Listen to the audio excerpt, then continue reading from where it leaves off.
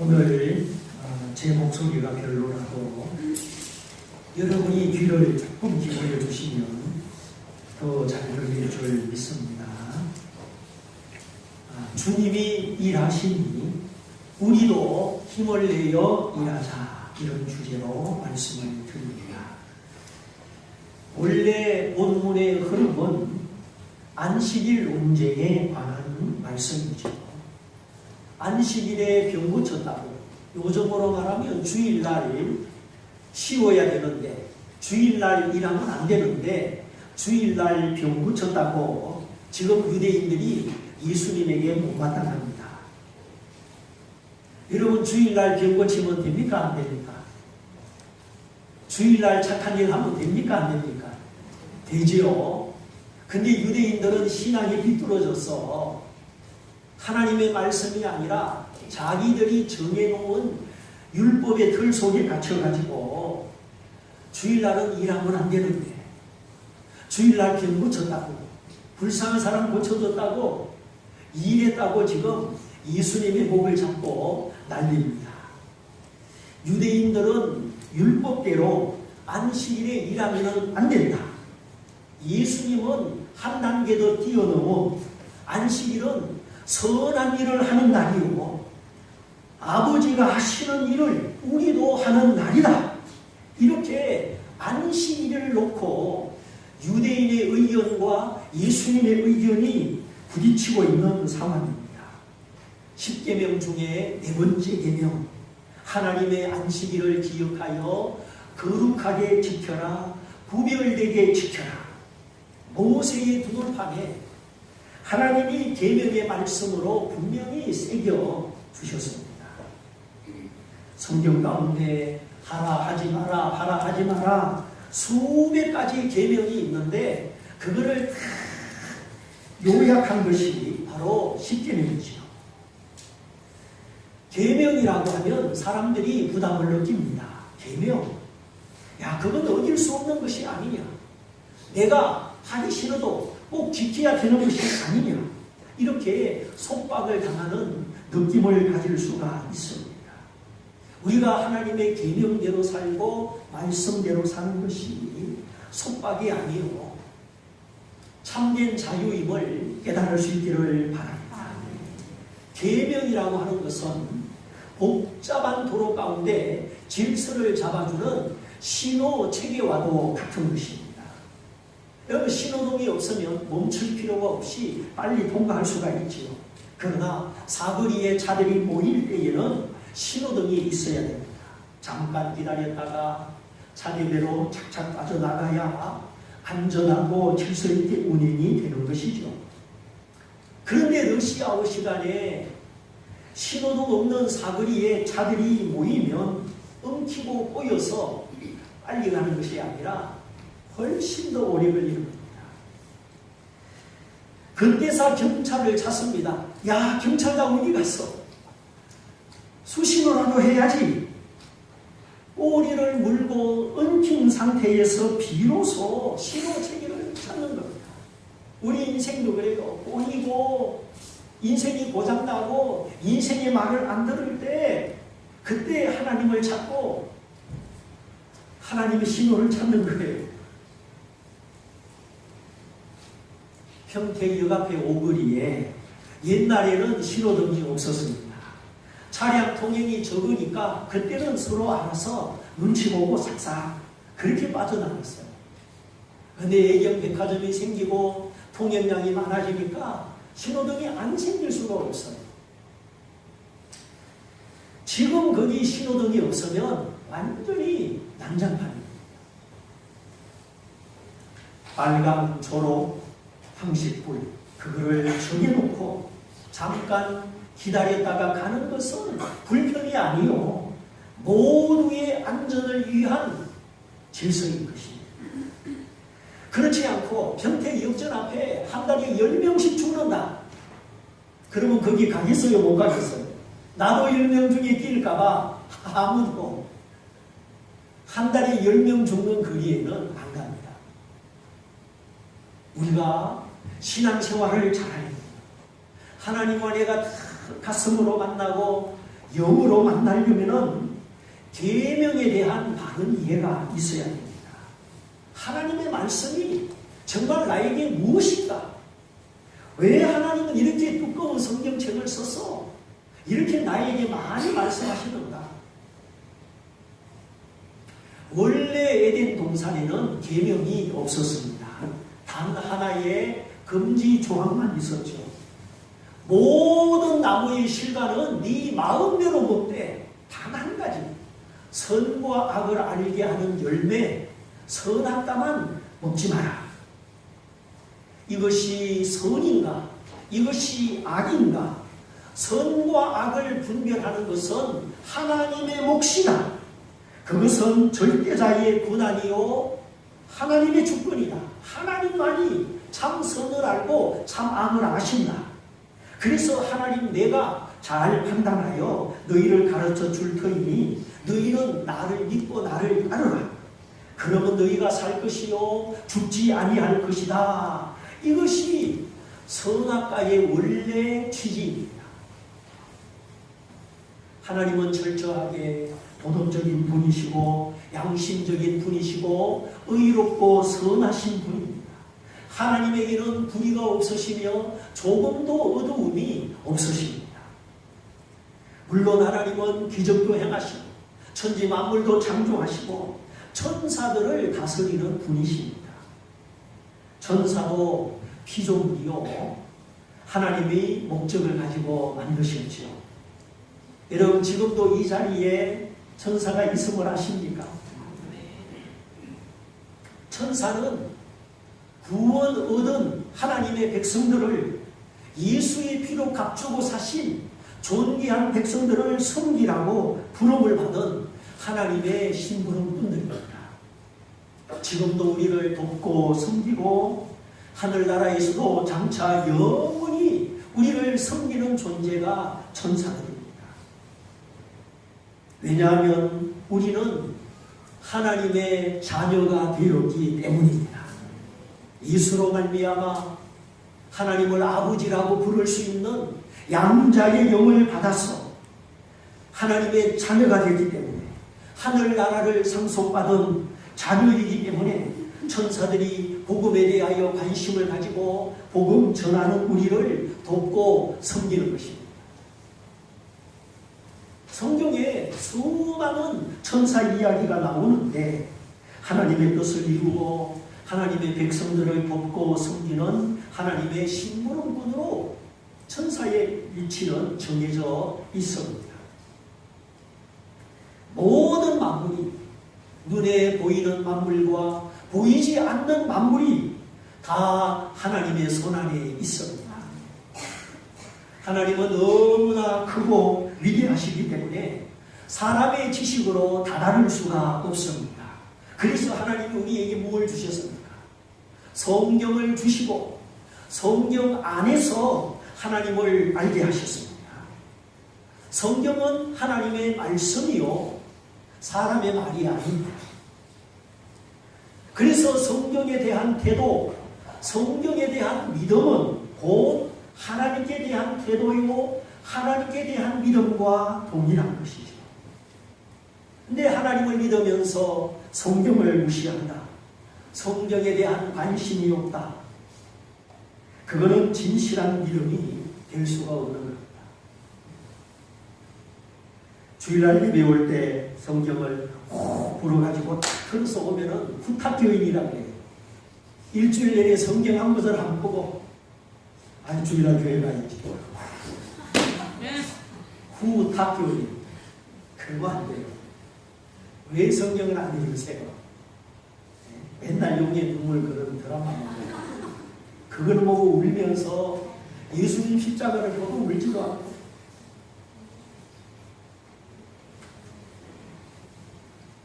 오히려 감옥에 있는 사람들이 죄를 깨닫고 성경을 믿고 하나님께 돌아오는 사람들을 보게 됩니다.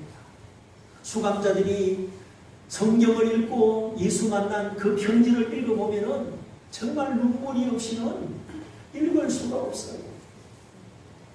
그 사람들은 자기 행위로 말미암아 감옥에 갇혔고 감옥에 갇힌 그것이 자신을 죄인으로 인정하는 데에 도움이 된 것입니다. 그래서 병중에 있는 사람, 내일 병원에 가서 큰 수술 받아야 되는 사람, 감옥에 있는 사람은 대부분 마음이 가난합니다. 의지할 것이 없기 때문에 내일 내가 전신 마취하고 수술 받으면 내가 다시 못 깨어날 수도 있다. 의지할 것이 없으니까, 부모도 의사도 힘이 안 되니까 하나님을 붙드는 겁니다. 하나님 말씀 앞에 자기를 살피고 자기를 내려놓고 주의 말씀을 듣습니다. 그런데 우리의 마음이 부유하고 높아지면 하나님의 말씀이 안 들려요. 하나님의 말씀을 함부로 상대하고 하나님과 다투게 됩니다. 하나님과 더불어 논쟁하고 하나님 왜 이렇습니까? 하나님과 더불어 다투고 건강한 신앙이라 할 수가 없겠죠. 그런데 오늘 성경에 주님과 다투는 사람, 주님을 핍박하는 사람, 심지어 주님을 죽이려고 하는 사람들이 등장합니다. 바로 예수님의 빛으로 예수님을 통하여 하나님을 알지 아니하고 율법으로 하나님을 알고 있는 사람들의 모습입니다. 성경에 하나님을, 예수님을 가리켜 하나님을 가리켜 예수 그리스도의 하나님이요 아들의 얼굴에 나타난 하나님이시다, 그렇게 가르쳐주고 있습니다. 다시 말하면 하나님은 어떤 분이신가? 하나님을 가장 잘 아는 방법은 이 땅에 오신 하나님, 십자가를 지신 하나님, 아들 하나님, 곧 예수님을 알면 하나님을 아는 것이고 예수님을 믿으면 하나님을 믿는 것이다 하는 것입니다. 예수 없는 하나님은 구원을 주는 하나님이 될 수가 없습니다. 그래서 하나님 따로 예수님 따로가 아닙니다. 성경은 철저하게 아버지 하나님과 아들 하나님을 동등하게 동일한 하나님으로 묘사하고 있습니다. 그래서 아들이 있는 자에게는 영생이 있고 아들이 없는 자에게는 생명이 없다고도 하셨습니다. 예수님의 제자 빌립이 예수님, 우리에게 아버지를 좀 보여주세요. 아니 빌립아, 지금 네가 무슨 소리를 하느냐? 내가 이렇게 오랫동안 너와 함께 있었는데 어찌 아버지를 보이라고 하느냐? 빌립아, 너는 내 모습 속에서 아버지를 보지 못했느냐? 그러면서 하시는 말씀, 나를 본 자는 아버지를 보았느니라. 이게 아주 중요한 말씀입니다. 예수님을 보는 사람은 하나님 아버지를 보는 겁니다. 십자가에 예수님을 보는 사람은 하나님 아버지를 보는 거예요. 십자가에 예수님이 안 보이면 하나님 아버지도 제대로 안 보이는 거예요. 예수님 입술에서 나오는 그 말씀이 하나님 아버지의 말씀입니다. 죄인을 용서하는 주님의 그 사랑이 하나님 아버지의 사랑입니다. 기적을 베푸시는 주님의 그 능력이 하나님 아버지의 능력인 것입니다. 아들은 결코 스스로 일하지 않는다. 아버지가 일하는 것을 보고 아들도 그대로 아버지가 일하는 그대로 일한다.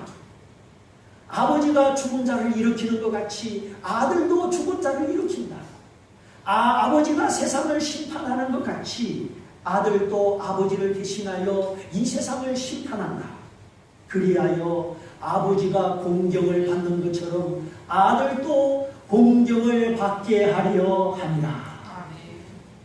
오늘 읽은 말씀 바로 뒤에 읽지 않았지만 뒤따라오는 말씀이 아버지 하나님과 아들 하나님은 동등하시다, 이것을 말씀하고 있습니다.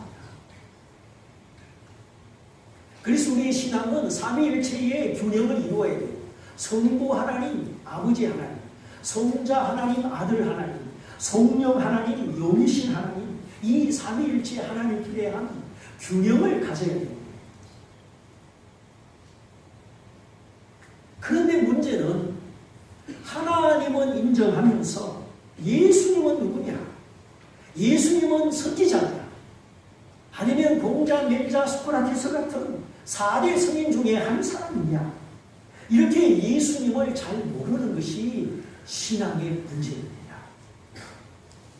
빛이 이 세상에 왔으되 세상이 이 빛을 알아보지 못합니다. 하나님의 아들이 자기 땅에 자기 백성들에게 왔지만 영접함을 받지 못했습니다. 그래서 빛을 소개하는 자 세례 요한이 등장하고 영접하는 자 곧 그 이름 예수 이름을 믿는 자들에게는 하나님의 자녀가 되는 권세를 주셨다. 하나님이 보내신 자, 하나님과 동등한 자, 이 세상에 구원의 빛으로 오시고 구원의 이름으로 오신 예수, 그 예수를 영접하면 하나님의 자녀가 되는 권세를 주시고 하나님이 내 영혼을 구원하시는 내 아버지가 되시는 것입니다. 그런데 우리가 눈이 어두워서 주님을 잘 보지를 못합니다. 그래서 오늘 성경은 주님이 주님 자신을 스스로 나타내시는 의도적이고 계획된 행동을 보여주고 있습니다. 주님은 가만히 계시지 않고 일을 만들어서 일하시는 모습을 보여주고 있습니다. 나와 아버지는 하나이다. 아들을 본 자는 아버지를 보았다. 아들의 얼굴에 나타난 복음의 광채는 곧 아버지의 얼굴에 나타난 복음의 광채이다. 십자가에 달리신 예수 그리스도의 모습에서 자기 아들을 내어주신 사랑이 많으신 아버지 하나님을 우리가 같이 보는 것입니다. 그래서 예수님은 끊임없이 자신이 하나님의 아들이요 하나님과 동등한 분임을 호소하셨습니다. 특별히 요한복음은 하나님의 아들로서의 예수 그리스도, 만민의 구주로서의 예수 그리스도, 예수 그리스도 그가 나의 구주요 인류의 구주임을 증거하고 있습니다. 그 이야기가 오늘 이렇게 시작이 됩니다. 예수님이 저 북쪽 시골 갈릴리 지방에 계시다가 어느 날 남쪽 수도 예루살렘에 오셨습니다.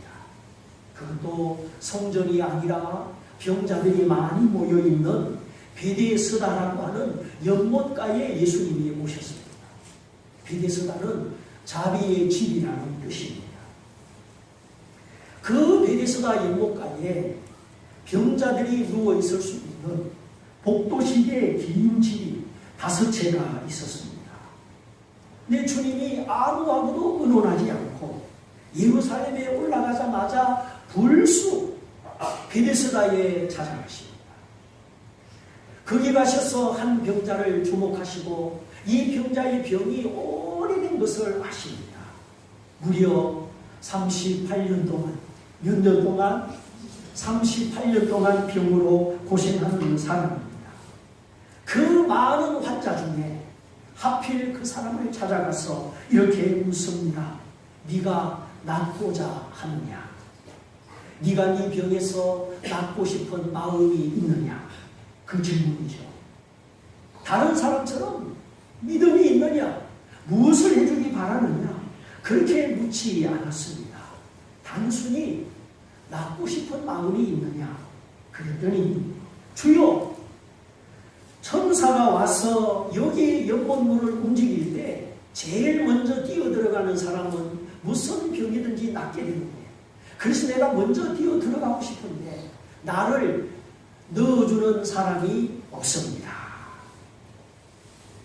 이게 사실인지 전설인지 역사적 고찰을 해봐야 하겠습니다만은 천사가 내려와서 그 연못물을 움직일 때 자기가 제일 먼저 뛰어 들어가서 낫고 싶다는 것이죠. 그런데 이 사람이 하는 말이 뭡니까? 내가 제일 먼저 들어갈 수 있도록 나를 도와주는 사람이 없다는 겁니다. 이렇게 자기의 처량한 신세를 고백하는 것이죠. 주님을 향한 믿음의 고백을 한 것이 아닙니다. 회개한 것도 아닙니다. 그런데 주님은 일방적으로 고쳐주십니다. 일어나 너의 자리를 들고 걸어가라. 그러자 그 사람이 일어나서 자기가 누워있던 돗자리 침상을 정리하여 들고 걸어갑니다. 믿음도 없고 고백도 없는 이 사람을 주님이 일방적으로 고쳐주신 것입니다. 문제는 고쳐준 그날이 언제냐? 언제였습니까? 안식일이라는 것이죠. 구약 성경에 하나님이 명하셨고 정통 유대인들이 철저하게 지키는 안식일입니다. 원래 안식일은 염려 근심을 버리고 돈 버는 일도 멈추고 하나님을 예배하며 믿음을 얻으라, 평강을 얻으라, 수고와 눈물과 사망이 많은 이 세상 가운데서 하나님이 준비하신 마음의 안식을 누려라, 영원한 안식을 누려라. 이렇게 하나님의 백성들이 하나님을 떠나서 무욕에 빠지지 않고 걱정 근심에 빠지지 않고 하나님이 준비하신 안식, 영원한 복음의 안식을 누리도록 허락된 날이 바로 안식일이요 주일이지요. 그날의 율법의 말씀이 낭독되고 그 말씀 앞에 아멘하고 하나님께 소망을 두고 하나님의 사랑과 보호 안에 하나님의 계명과 하나님의 뜻대로 살기를 다짐하는 날입니다. 그래서 그 말씀 앞에 아멘할 때 동의합니다, 하나님 말씀대로 살겠습니다 할 때에 제사장들이 손을 들어 백성들을 축복하고 축복할 때 그 축복이 임하도록 하나님이 역사하여 주셨습니다. 그래서 너희는 안식일에 오락도 즐기지 말라, 네 마음대로 다니지 말고 발을 금하라, 사사로운 말도 하지 마라, 장사보따리 진보따리를 들고 예루살렘 성문 안으로 들어오지 마라. 이렇게 하나님이 자기 백성을 지키시고 축복하시고 말씀을 통하여 믿음과 안식을 주시는 날입니다. 그런데 세월이 지나가면서 원래 취지는 퇴색되고 하나님의 계명이 사람의 전통과 유전으로 바뀐 것입니다. 안식일에 안식을 주시는 하나님은 없어져 버렸습니다. 이제는 안식이 목적이 아니고 지키는 것이 목적이 되었습니다. 하나님이 우리 마음에 주시고 삶 속에 주시는 하나님의 안식이 중심이 되어야 되는데 인간의 전통과 유전이 중심이 되고 만 것입니다. 원래 안식일은 사람을 살리는 날이요, 회복시키는 날이요, 하나님의 말씀으로 믿음과 확신을 얻는 날인데 이러한 하나님의 원래 취지가 이제 퇴색되고 변질된 것입니다. 옷이 오래되어 색깔이 발에서 없어지듯이 안식일의 원래 취지가 다 없어진 겁니다. 그런 상태로 구약시대부터 예수님 시대, 신약시대까지 400년이라고 하는 시간이 지나가면서 완전히 변질된 겁니다. 자, 보십시오. 38년 된 병자, 하루를 아파도 아픈 것은 고통인데 38년 동안 아픈 상태로 살았으니 이 얼마나 불쌍한 사람입니까? 저도 요즘 고민하는 것이 있으니까 이 몸이 안 좋습니다. 사람의 육체는 흙이요 연약한 체질이라 마음의 근심이 있으니까 육체가 무너져 내리는 것을 경험합니다.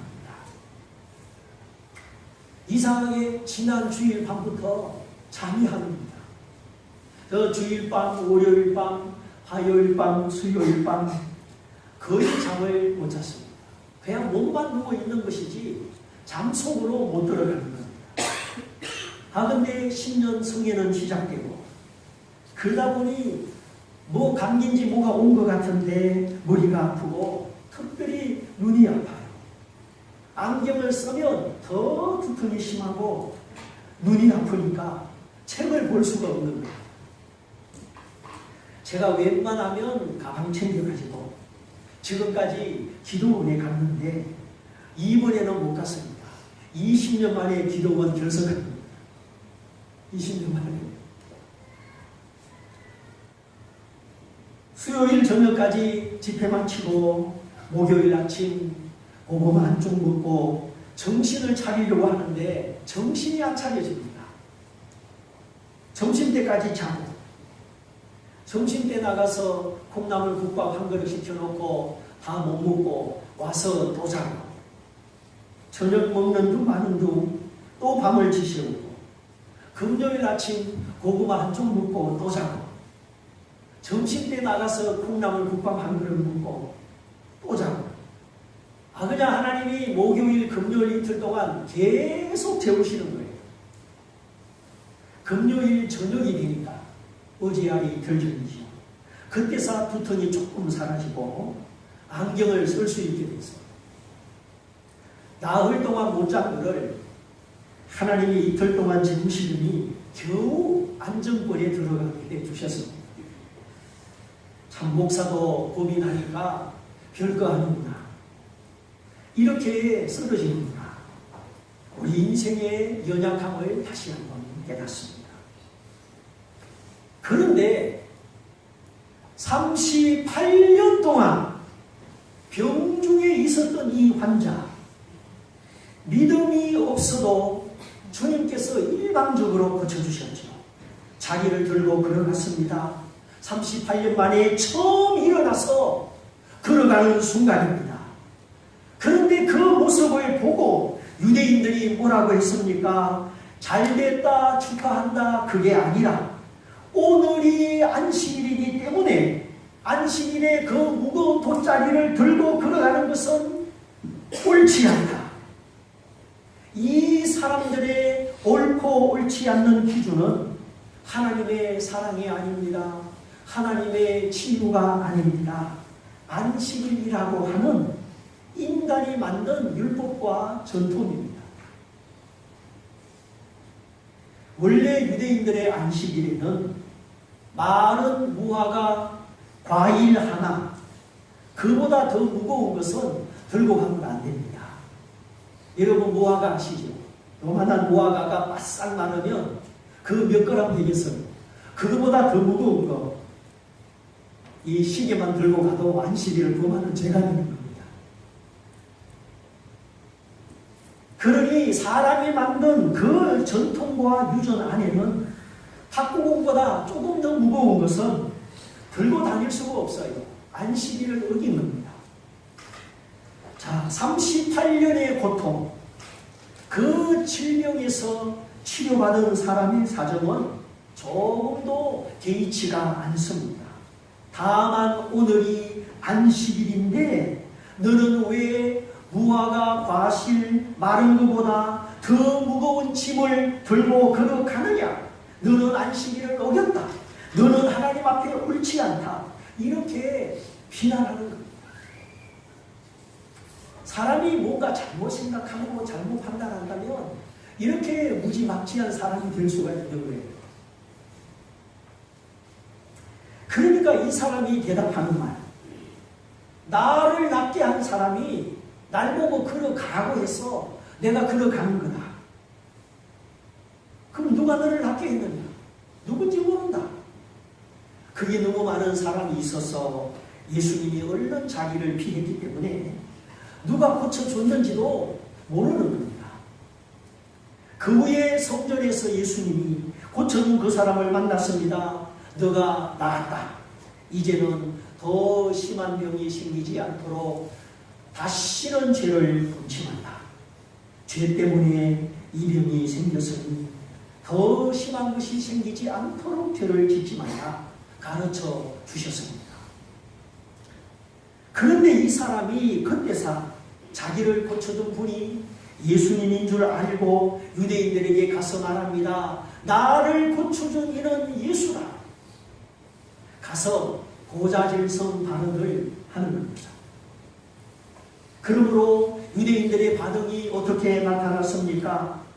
아니 저 예수가 안식일도 안 지키고 안식일에 쉬지 않고 안식일에 병을 고치는 일을 하는구나. 예수님이 안식일을 안 지킨다고 그때부터 예수님을 주목하고 핍박하기 시작하는 것입니다. 그런 상황에 주님이 이렇게 대답을 하시죠. 내가 안식일을 안 지킨 것이 아니라 내 아버지께서 하늘 아버지께서 일하시니 나도 일하는 것이다. 주님이 그렇게 대답하시죠. 이 대답 속에 두 가지 뜻이 내포되어 있습니다. 하나는 하나님은 내 아버지시다. 나는 하나님과의 동등이다. 또 내 아버지가 일하시니 그의 아들 된 나도 내 사랑하는 아버지처럼 내가 일하는 것이다. 이 안식일에 이 사람의 병을 고쳐준 것은 일하시는 하나님을 본받아 내가 선한 일을 하는 것이다. 누구 말이 맞습니까? 유대인들이 예수님을 볼 때는 안식일을 어긴 범죄자요. 예수님의 대답은 하나님이 내 아버지신데 아버지가 지금까지 세상을 고치고 사람을 살리고 구원하고 일하시니 나도 아버지처럼 일하는 것이다. 우리는 예수님의 대답 속에 일하시는 하나님을 발견합니다. 타락하고 범죄한 이 세상을 버려두는 것이 아니라 한 사람도 멸망받지 않고 다 구원받도록 복음으로 사랑으로 주권과 승리로 일하시는 하나님을 말씀하고 있습니다. 여러분은 어떤 일을 하고 계십니까? 우리가 타락하지 않고 주님을 배반하지 않고 여기까지 온 것도 성령을 통하여 교회를 통하여 일하시는 하나님 때문인 줄 믿습니다. 그 예수님의 대답 때문에 이제는 유대인들이 예수님을 죽이려고 마음을 먹었습니다. 누구를 죽이려고 마음을 먹어본 적이 있습니까? 조금 전에는 안식일을 어기는 죄를 짓더니 이제는 하나님을 아버지라고 하면서 하나님과 자신을 동등한 존재로 여겼기 때문에 유대인들이 보기에는 신성모독죄죠. 그런데 요한복음 5장 전체 내용을 가만히 보면은 예수님이 일부러 문제를 일으키고 의도적으로 도발하는 모습을 보게 됩니다. 예수님은 조용조용 복음을 전하다가 갑자기 십자가에 죽으신 것이 아닙니다. 그 당시 하나님의 자리에 앉아서 천국문을 가로막고 자기도 들어가지 않고 남도 들어가지 못하게 하는 이 사람들과 더불어 논쟁을 벌이고 다툼을 벌임으로 말미암아 온 백성 가운데 젖어있는 잘못된 신앙관과 형식주의를 깨뜨리는 것입니다. 예수님 자신이 핍박을 받아도 죽음의 위협을 받아도 영적인 어두움을 몰아내고 진리의 밝은 빛이 비춰지고 무지몽매한 백성들의 영혼을 깨울 수 있다면 하나님이 의도하신 율법의 무거운 안식이 아니라 참된 영혼의 안식을 알게 할 수 있다면 예수님은 어떤 핍박도 고통도 거절하지 않으신 것입니다. 오늘 읽은 요한복음 5장의 주제는 베데스다 연못이 아닙니다. 38년 된 병자가 고침받은 것이 아닙니다. 안식일 논쟁을 통하여 예수님이 누구냐? 예수님은 인간이 하나님을 떠나 죄에 빠지고 그 마음의 평강과 천국의 안식을 잃어버렸는데 예수님은 우리로 하여금 이 영원한 안식을 회복시켜 주시는 분이요 우리의 구주와 하나님으로 이 땅에 오신 하나님의 아들이시다. 이것을 예수님이 백성들 가운데 나타내는 겁니다. 무엇을 통해서? 안식일 논쟁을 통해서 예수님이 자기 자신을 스스로 알지 못하는 백성들에게 나타내시는 겁니다. 마태, 마가, 누가복음에도 나옵니다.